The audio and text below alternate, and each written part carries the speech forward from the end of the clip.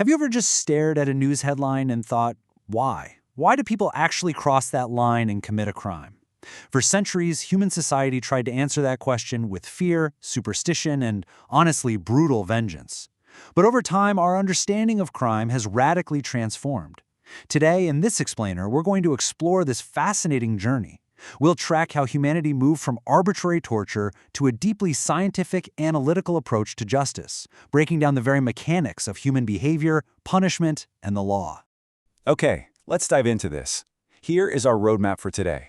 We'll start with the science of crime, look at why people offend, trace the evolution of punishment, explore modern justice and rehabilitation, and finally, discuss how we protect the accused.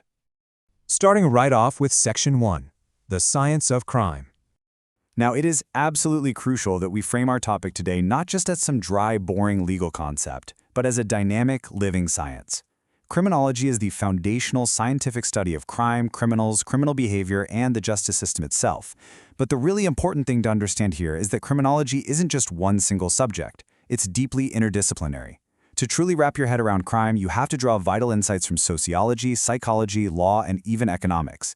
You can't just look at a broken law, right? You have to look at the human being and the environment that led up to that exact moment.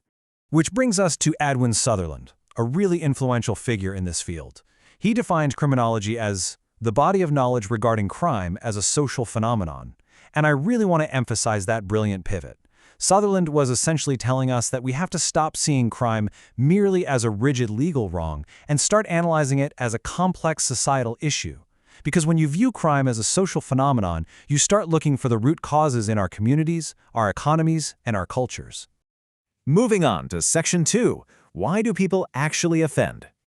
Are criminals born or are they made? It's a deeply provocative question, isn't it? And if you think about it, your answer to that completely changes how you believe society should respond to an offender. This very question sparked one of the most fascinating historical debates in all of criminology, the massive clash between free will and determinism. Historically, this debate played out between two major schools of thought. On one side, we have the 18th century classical school, pioneered by thinkers like Cesare Beccaria. They firmly believed in free will. To them, a criminal is someone who rationally calculates the pleasure of committing a crime versus the pain of the punishment. But then, rolling into the 19th century, the positivist school emerges, championed by Cesare Lombroso. And they push back hard, arguing for determinism. They believed criminal behavior was actually driven by biological, psychological, or social factors that were completely beyond a person's rational control. Now, what's really interesting about this is how far the positivist school took this idea of biological determinism. Lombroso actually created this born criminal myth, which was a totally typological approach. He argued that you could identify a criminal just by looking at physical traits, things like large jaws, long arms, thick lips, or an asymmetrical face. I mean, wow. Today, modern science completely and utterly rejects this. It was highly flawed and ignored the massive role of environment and psychology. But it's historically significant because, honestly, it was the first real attempt to study criminals scientifically, even if the conclusions were just drastically wrong. So, where does modern science actually stand today? Well, we rely on the multi-factor approach. Criminality is almost never the result of just one single cause. Instead, it's like a complex pie of interacting factors. It's psychological, like mental health and emotional stability. It's economic, driven by poverty or unemployment. It's sociocultural, influenced by peer pressure, and it's familial, rooted in things like broken homes or a lack of parental care. To truly understand an offender, you've got to look at the whole pie, not just one slice. That brings us to Section 3, the evolution of punishment. When you look back through history, it reveals this incredible arc of human progress in how we choose to punish people. Prior to the 18th century, in the pre-classical era, crime was viewed as a sin, and punishment was essentially cruel, arbitrary torture. Then the 18th century classical era humanized things a bit, introducing proportionate deterrence, basically the idea that the punishment should actually fit the crime, not exceed it. The 19th century positive era brought in scientific reform, looking at the offender's specific circumstances. And finally, the 20th century ushered in our modern era, where the primary goal of the whole system shifted toward rehabilitation. We can really synthesize this evolution down into four major theories of punishment. First, the expiatory theory relies on moral suffering to bring about repentance. The preventative theory simply aims to disable the offender to protect society. Then there's the deterrent theory, which uses severe penalties to create a fear of punishment. But the most modern approach by far is the reformative theory. Its method is education and counseling to achieve actual rehabilitation. A modern justice system doesn't just pick one of these blindly. It adopts a balanced approach, though it definitely leans heavily toward the reformative, moving way away from relying purely on fear or revenge. Let's explore that further in Section 4, Modern Justice and Rehabilitation. Let's contrast two vastly different approaches here. Traditional imprisonment has historically focused heavily on isolation, punishment, and deterrence. Lock them up and throw away the key, right? But there is a rising, profoundly humane trend in modern penology known as restorative justice.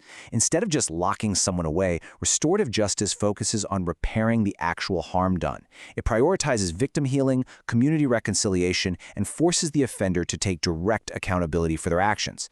It literally gives victims a voice that traditional systems so often silence. And this brilliantly illustrates how resocialization isn't just opening the prison doors, it is a meticulous, sequential process.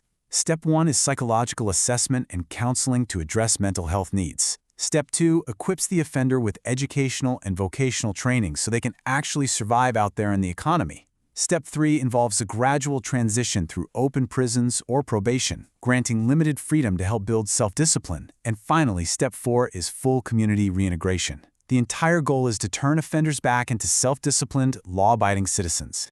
But what if we could stop crime before it even happens? That brings us to a really fascinating concept, CPTED, or Crime Prevention Through Environmental Design. This is literally combining architecture with criminology. We can proactively prevent crime simply by designing our physical environments better. We use natural surveillance, like proper street lighting, access control through strategic fencing, territorial reinforcement by building well-defined community parks, and strict maintenance, because, removing graffiti and fixing abandoned structures signals that a community is watched and cared for, which naturally deters offending. All right, on to our final segment, Section 5, Protecting the Accused. You see, a modern justice system isn't just about catching and reforming criminals. It absolutely must act as a shield to protect ordinary citizens from the immense, potentially overwhelming power of the state. Let's look at how this is structured legally, using the Indian Constitution as a prime example of systemic safeguards. Article 20 ensures you cannot be punished twice for the same crime, that's double jeopardy, nor can you be forced to testify against yourself. Article 21 protects the right to life and a fair trial, and Indian courts have brilliantly expanded this to guarantee free legal aid to the poor, which was famously highlighted in cases like Hussaina Khatun. And Article 22 provides strict protection against illegal detention, ensuring absolutely no one simply vanishes into police custody without seeing a magistrate. These constitutional safeguards are actually built on some fundamental, ancient pillars of natural justice. The first one is Audi Alteram Partem, which translates to hear the other side. It's a dramatic, unyielding rule of fair play. It means that no one should ever be condemned, penalized, or stripped of their liberty without a fair, proper, and totally transparent hearing. You always get to tell your side of the story.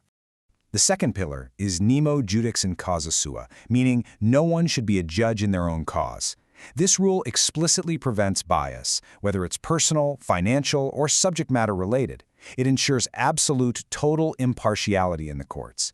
Because if a judge has a stake in the outcome, they simply cannot hear the case. It's the bedrock of maintaining public confidence in the integrity of the whole justice system.